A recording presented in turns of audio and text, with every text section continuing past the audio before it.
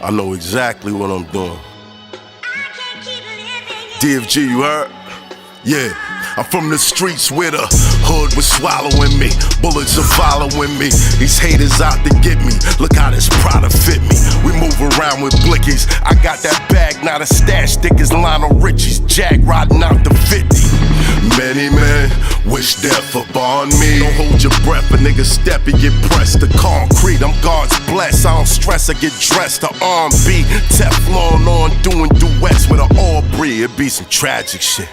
Paramedics looking sad as shit. Throw a sheet over you like a magic trick.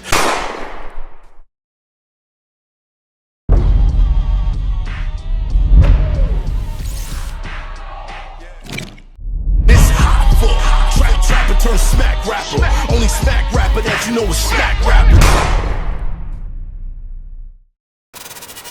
Alright, we back. We back. Great debate. All these talks about best rappers. I know during your time, on the inside, how much did people talk to you about rap? That was probably the only thing people talked about. There was a lot of stories that you were able to give. Yeah.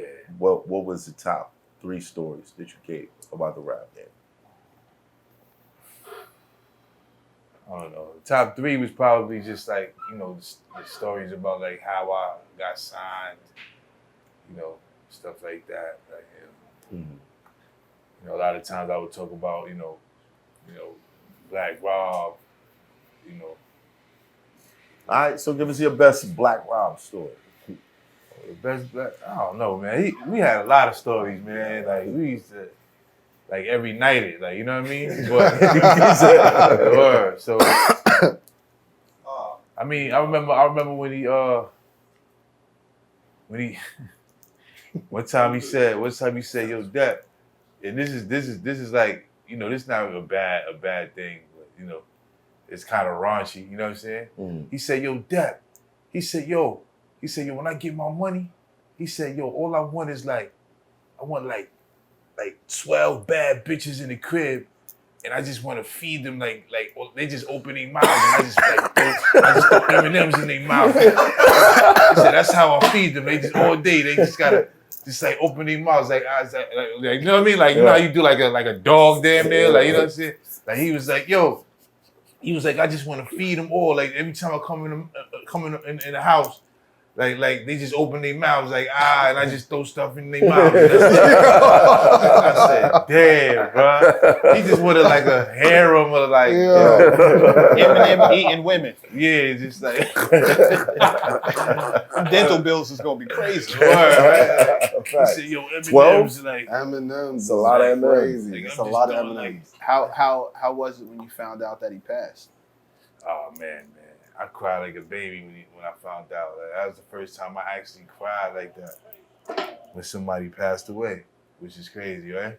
Like my grandma's passed, like, you know, people passed in my life. It affected me, different than, you know what I mean? Of course, because, you know, when somebody that takes care of you pass away, it's kind of like, you know, it's tough. It affects you. How did you deal with it? But with him, it was kind of just like, you know, I bawled, like, you know what I mean? I was like, damn, because I realized I wasn't gonna come home and see him. You know what I'm saying? It was like one of the things that I was looking forward to, you know? It was like, damn, I'm never gonna see my bro again. I knew I couldn't go to the funeral. So it was like, yeah, it was rough. Were you able to stay in touch with him in those last days of his? Did you Nah, manage not to in hear the from him? last days, nah. Like, I used to kind of, you know, we were kind of in touch. A friend of mine, a kid named Legacy Ty, he was in touch with Rob a lot. So he used to send me videos, you know, Rob out here, you know, yo, what up, Dep? Yo, you know, you come home soon, you know what I'm saying? Yo, you know, it's gonna be real when you come home, type stuff like that. But like, you know, that was to the extent that we didn't really chop it up all the time, and you know, at that point, which was cool, you know. No. When It's did you been find years, out? you know what I'm saying? So When did you find out he was sick? Dudes was telling me, like, I used to get worried about him all the time, you know what I'm saying? Yo, BR, he ain't doing too good. Oh, he doing good, you know, he doing good. Or, you know, so when I found out he was like really, his kidneys are really bad. It was probably like the year before he passed. Like he started, you know, I started hearing more and more that he wasn't really, like, you know, dudes would tell me, like, yo, I seen your man, you know, he wasn't looking too good, like, stuff like that, you know. And then other times you would hear people like, yo, he getting his stuff back, he looking strong, you know.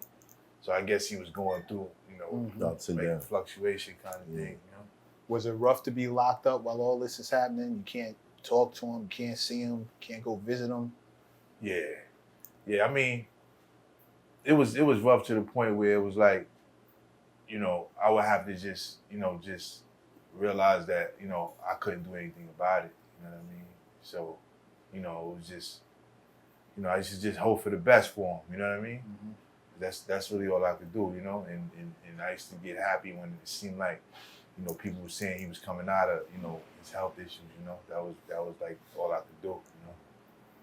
I'm sure you heard about, like, all the issues that some of the artists were having as far as contractually, the whole Let the Locks Go campaign and all this other stuff. And you're on this label. You're a veteran. Did you get formally released, or how did that work? Do you own your stuff now, or like what's the situation business wise? Yeah, I mean, I definitely still own my, you know, I signed the deal, you know, for a certain percentage, you know what I'm saying? And I still own that. You know what I mean? Okay. But yeah, you know, it was really one of them things where like I know you said bro already told you, like, you know, if you was on your, you know, smart about your business, you're all right to the day, you know. So, right. You know, I was one of them people that I had a good management team. We got some good lawyers to do the deal, so we had a pretty fair deal. You know? It's got to be nuts seeing all the stuff that Diddy is going through now. Somebody who's responsible for changing your life, and now you look at where his standing is in society. It's got to be a little shaking your head just hearing it. It's rough, man. It's Yo, shorty, you keep coming around like you want something. You won't fuck around and get it one day. Who your man? Sub-Zero.